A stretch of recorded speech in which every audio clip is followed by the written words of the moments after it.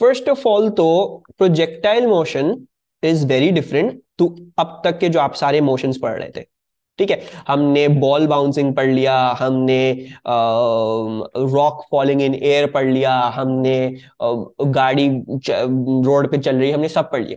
ठीक है, उन सब मोशन में एक खास बात थी। क्या बात थी भाई? गर्ल छलांगे मार रही है तो वो वर्टिकल लाइन में छलांगे मार रही है, गाड़ी चल रही है तो वो हॉरिजॉन्टल रोड पे चल रही है, हॉरिजॉन्टल लाइन में चल रही है। दीज ऑल वर क्या? These all were linear motions, एक ही लाइन में हो रहे थे, या तो वर्टिकल लाइन या तो हॉरिजॉन्टल लाइन, और कोई लाइन थी नहीं। एक हमने वो भी देखा था, रैंप वाला सवाल भी देखा था, उसमें भी एक ही लाइन में ही हो रहा था, रैंप की लाइन में हो रहा था और कुछ भी नहीं था उसमें। प्रोजेक्टाइल मोशन, लेकिन projectile motion is motion in two directions. ठीक है, यानी दो लाइनों में ये मोशन हो रहा होगा। दूसरी बात ये है कि इसकी ये आइडेंटिफिकेशन फैक्टर है। ठीक है, A2 में हेल्प होगी कि इसको this is characterised by an acceleration always acts in one direction. ठीक है, अभी सब कुछ साथ साथ एक्सप्लेन करता रहूंगा। और ये पॉइंटर्स आपने क्यों याद रखने हैं? क्योंकि हर मोशन की अपनी कैरेक्टरिस्टिक है। लीनियर मोशन की क्या है? एक लाइन में। प्रोजेक्टाइल मोशन की दो लाइनों में, और acceleration is always acting in one direction. आगे जाके A2 में आप सिंपल हार्मोनिक पढ़ोगे, सर्कुलर पढ़ोगे, तो सबको डिफरेंशिएट करना आना चाहिए। ठीक है, तो इसके लिए याद रखना, acceleration always acts in one direction. Now let's discuss what is a projectile. Projectile जो है, आपका प्रोजेक्टाइल कुछ ऐसा होता है, let's say this is your horizontal ground. ठीक है, और दिस इज समथिंग लाइक, अगर कोई जैवलिन फेंक रहा था, ठीक है, किसी ने जैवलिन देखी, या बॉल को भी फेंको तो बॉल भी, ये सब चीजें सबके साथ ये होता है। जो ये पाथ कहलाता है, इसी को हम प्रोजेक्टाइल बोलते हैं। और अगर प्रोजेक्टाइल मोशन को डिफाइन करने जाओगे तो इन दोनों चीज से हमेशा डिफाइन होगा। अच्छा, now what is a projectile motion? Suppose करो यू हैड अ बॉल, ठीक है, दिस इज योर बॉल, छोटी सी, जिसको आपने एक वेलोसिटी दी at an angle. You gave it a velocity v at an angle of theta. सही है। होगा क्या कि ये एक प्रोजेक्टाइल वाला पाथ फॉलो करते करते करते करते करते करते करते करते, वुप्स, प्रोजेक्टाइल वाला पाथ खराब हो गया हमारा, wait. So it will follow a projectile वाला path and be something like this. ठीक है, अभी जो हम डिस्कस कर रहे हैं, ठीक है, do not confuse it with anything else, this is neglecting air resistance. ठीक है, आपके पास कैलकुलेशंस भी आएंगी तो निग्लेक्ट कर रहोगे एयर रेजिस्टेंस। एयर रेजिस्टेंस वाली चीज मैं फोर्सेस में जाके समझाऊंगा, हर मोशन में क्या क्या होगा। अभी फिलहाल for your kinematics calculations we are neglecting air resistance. अच्छा, now if you have this v at an angle, आपने इस तरह से किया तो हमेशा जो है वो ये चीज होगी।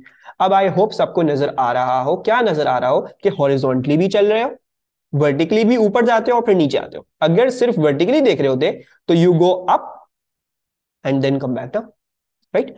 गो up then come back down. Horizontally क्या है? हॉरिजॉन्टली आप सीधा चल जा रहे हो, ऐसा ही है। अच्छा जी, ना इस मोशन में हमेशा दो डायरेक्शंस होंगे, तो you will also be making two conventions. ठीक है, दो कन्वेंशंस बनाओगे, क्योंकि हम दोनों मोशंस को अलग अलग सॉल्व करेंगे। You will never be solving them collectively. You will always solve horizontal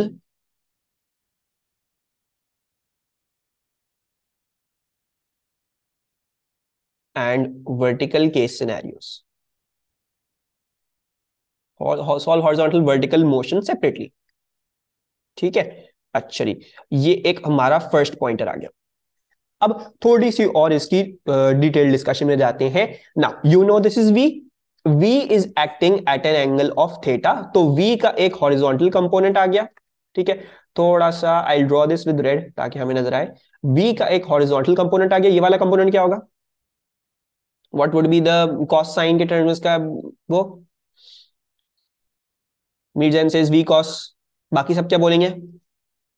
horizontal component will be v cos theta. ठीक है, this will be a v cos theta, and जो आपका वर्टिकल कंपोनेंट होगा that will be v sin theta.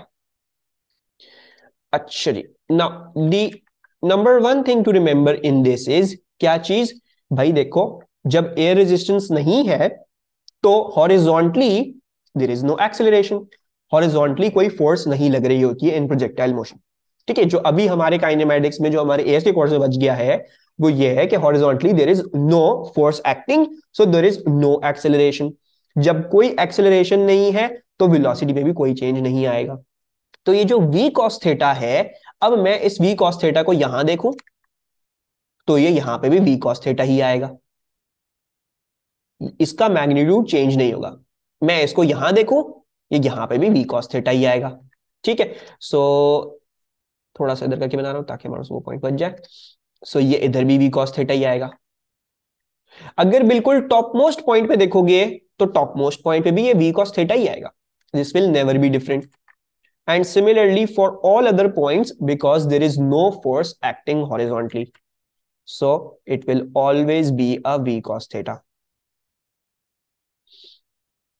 सही है? Any problem still here? कोई confusion? अच्छा जी, और जो आपका जो वर्टिकल वाला सिनेरियो है उसमें बिकॉज आप वर्टिकल मोशन कर रहे हो near to the earth gravitational field, तो you will always be experiencing a force, या फिर कह लो एक एक्सेलरेशन। फोर्स की बात करूंगा तो फोर्स हमेशा वेट होगी, और वेट कैसी फोर्स है? वेट हमेशा डाउनवर्ड्स एक्ट करती है। ठीक है, अगर मैं वेट की एक्सेलरेशन की बात करूं तो वो कहलाती है g, W equals to m g, W को m से डिवाइड कर दो, जी आ जाता है। सो g जो हमने बात करी, there is acceleration that acts in only one direction.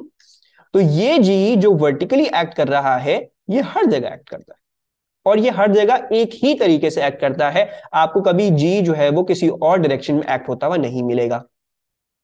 इसी वजह से ही आप क्या कहते हो, आपको मिलता है एक प्रोजेक्टाइल मोशन। अच्छा, do not confuse g, g is in velocity में कुछ नहीं है, velocity g is in acceleration. ठीक है, सो जी जो है वो ये है। अच्छा जी, और वर्टिकल के सिनेरियो में हमने यही पढ़ा था कि भाई किसी चीज को ऊपर फेंको तो इवेंचुअली नीचे आती है। क्यों आती है? क्योंकि वो बीच में कहीं जाके रुकती है और फिर नीचे आती है। तो the same thing is happening to v sin theta. ये जो आपका जो वर्टिकल कंपोनेंट है ये बाकायदा ऊपर जाते हुए छोटा होता जाता है, छोटा होता जाता है, और इधर एट द मैक्सिमम हाइट हमने डिस्कस किया था, इधर at the maximum height the vertical component will become zero. Then आपका जो वर्टिकल कंपोनेंट होगा वो नीचे की तरफ बढ़ना शुरू हो जाएगा। So you will have the vertical component like this, and then eventually इस पॉइंट पे वो ज्यादा इंक्रीज हुआ होगा। So this will be V Y. सो ये सारे आपके वी वाई आ रहे हैं, V Y will be like this. अच्छा जी, तो अभी तक हमने क्या क्या डिस्कस कर लिया? Acceleration always in one direction, v y ऊपर जाते हुए चेंज करेगा, मैक्सिमम हाइट पे वी वाई जीरो होता है और फिर नीचे की तरफ इंक्रीज करना शुरू करेगा, और वी कॉस थीटा हमेशा एक ही डायरेक्शन में होगा और हमेशा एक ही मैग्नीट्यूड का होगा।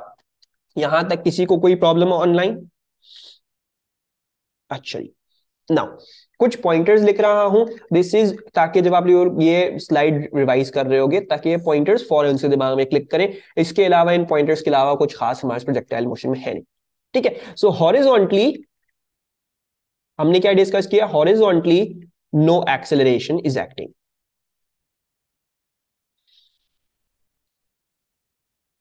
सो उसकी वजह से क्या हुआ? उसकी वजह से your velocity horizontally is always the same. और वर्टिकली अगर हम बात करें, an acceleration of 9.81 meter per second square downwards always acts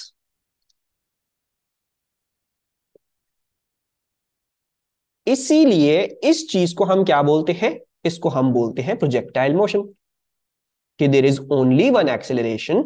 acceleration बहुत सारी भी हो सकती है, लेकिन एक्सेलरेशन का जो भी नेट होगा वो हमेशा एक ही डायरेक्शन में आ रहा होगा। ठीक है, अच्छा जी, सो अब अभी तो हम इस तरह से पढ़ रहे हैं, वरना आपके पहले एएस के कोर्स में एक और चैप्टर था जहां प्रोजेक्टाइल मोशन आता था। ठीक है, तो डू नॉट जस्ट मेमोराइज के प्रोजेक्टाइल मोशन यही है, अर्थ की ग्रेविटेशनल फील्ड में प्रोजेक्टाइल मोशन, बॉल को फेंक दिया प्रोजेक्टाइल मोशन, इस तरह से है। आगे जाके हम A2 में पढ़ेंगे तो प्रोजेक्टाइल मोशन और भी तरीकों से हो सकता है। क्यों? बिकॉज उसमें सिर्फ आपको एक्सेलरेशन चाहिए जो एक डायरेक्शन में। ठीक है, लेकिन अभी हमारा वो टॉपिक नहीं है, फॉर फ्यूचर पर्पसेज मैं आपको फिर भी बता रहा हूं। अच्छा, दूसरी बात आप लोग ये हमेशा से याद रखेंगे कि देखो ऊपर जाते हुए वी वाई तो छोटा होता है, फिर नीचे तरफ इंक्रीज करना शुरू करता है, लेकिन we cos theta is always there. So the net speed मतलब जो रिजल्टेंट है वेलोसिटी का एट एवरी पॉइंट, ठीक है, वो देख लो, वो कहीं पे भी जीरो नहीं होगा। Right, V Y is becoming zero, लेकिन we cos theta is always there. तो अगर मैं वर्टिकल और हॉरिजॉन्टल कंपोनेंट का रिजल्टेंट निकालूंगा किसी भी पॉइंट पे, तो मुझे ये मालूम होगा कि किसी भी पॉइंट पे रिजल्टेंट वेलोसिटी जीरो नहीं होती। क्यों? Because v cos theta is always there. So remember this, net speed is never zero. Net speed slash resultant velocity is never zero. Actually speaking of resultant velocity निकालना भी सीख लेते, क्योंकि इधर problem होगी भाई, इस पॉइंट पे रिजल्टेंट वेलोसिटी कैसी होगी, इस पॉइंट पे ऐसी होगी, इसको उठा के इधर ले जाओगे, हेड टू टेल रूल से क्या कर सकते हो, यहाँ पे रिजल्टेंट वेलोसिटी मालूम हो गई कि ये इस तरह से बन रही है, ऐसा ही है। ठीक है, तो वर्टिकल हॉरिजॉन्टल इस्तेमाल करते हुए यूं कर लिया। अब मैं जो हूं वो हमने एक चीज देख ली है, तो मैं हर पॉइंट पे आपकी रिजल्टेंट वेलोसिटीज बना रहा हूं।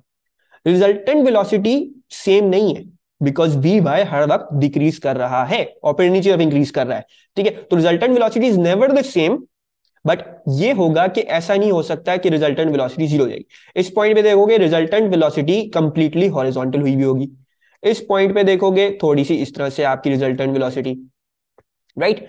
देन आगे वाले पॉइंट्स पे देखोगे तो आगे वाले पॉइंट्स पे you will have a resultant velocity जो नीचे की तरफ पॉइंट कर रही है, एंड इस तरीके से आपके पास जो है वो आती रहेंगी चीजें।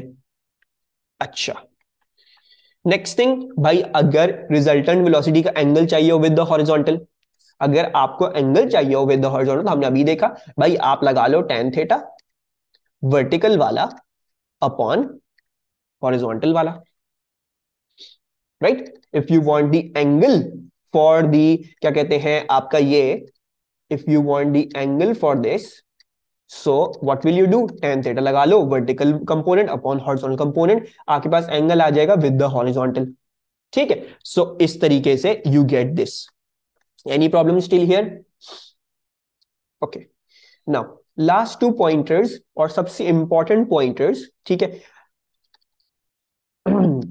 The second last pointer is time is universal. भाई टाइम वर्टिकल वाले के लिए भी 1 2 3 सेकंड 4 सेकंड 5 सेकंड प्रोग्रेस कर रहा है, हॉरिजॉन्टल के लिए भी 1 2 3 4 5 6 करके ही प्रोग्रेस कर रहा है। ठीक है, तो अगर आपको कभी भी हॉरिजॉन्टल और वर्टिकल के सिनेरियोज मिलाने हो, यानी ये देखना हो हॉरिजॉन्टली इतना ट्रैवल कर लिया, वर्टिकली कितना ट्रैवल किया होगा, तो उसको किस तरह ढूंढोगे, हमेशा टाइम को लेके आओगे, क्योंकि हॉरिजॉन्टली भी जितना ट्रैवल किया है और वर्टिकली भी जितना भी ट्रैवल किया होगा, उन दोनों के लिए टाइम सेम होगा हमेशा। So time is universal, use it to combine vertical and horizontal motions. ठीक है, सिर्फ टाइम एक फैक्टर है जो आपको कंबाइन करने देगा, वरना you can not use horizontal displacement, you can not use horizontal velocity, आप हॉरिजॉन्टल एक्सीलरेशन नहीं यूज कर सकते मिलाने के लिए, वर्टिकली भी इस तरह से you can not use anything else. सिर्फ टाइम एक वाहिद चीज है जो दोनों के लिए सेम तरीके से प्रोग्रेस कर रही होती है। And the last thing is, यहां पे ये नोटिस करो कि मोशन जो है वो आपका कंप्लीटली सिमेट्रिकल है। सिमेट्रिकल से मुराद, अगर इस मोशन को मैं बीच में से काट दूं, तो ये वाला जो हाफ है वो इस वाले हाफ के बिल्कुल बराबर है। ठीक है, so what do I mean by that, I mean by that भाई देखो, ये जो वी वाई यहां पे जो आ रहा था, ठीक है, अगर मैं हाफ के बाद उतने ही टाइम पे जाके वी वाई को कहीं ना कहीं देखूंगा, तो वी वाई का मैग्नीट्यूड वही होगा, बस ये क्या होगा, बस उसकी डायरेक्शन ऑपोजिट होगी, क्योंकि वी वाई उलट हो रहा है। वी कॉस तो हर दफा सेम है, हर जगह सेम है, but remember this, the motion is symmetrical. ठीक है, तो अगर आपने सपोज करो कि यहां पे 2 सेकंड गुजरे थे और आपने कंप्लीट किया मोशन 18 सेकंड में, तो 2 सेकंड अगर यहां पे गुजरे थे, 16 सेकंड पे देखोगे वही वेलोसिटी होगी, वही हर चीज होगी, बस डायरेक्शन डिफरेंट होगी और कुछ नहीं होगा। ठीक है, so remember this as well, the motion is symmetrical.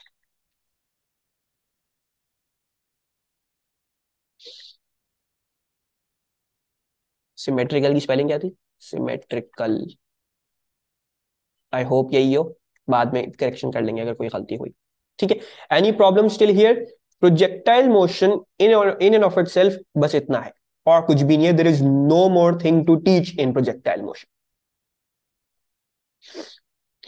Any problems with this slide?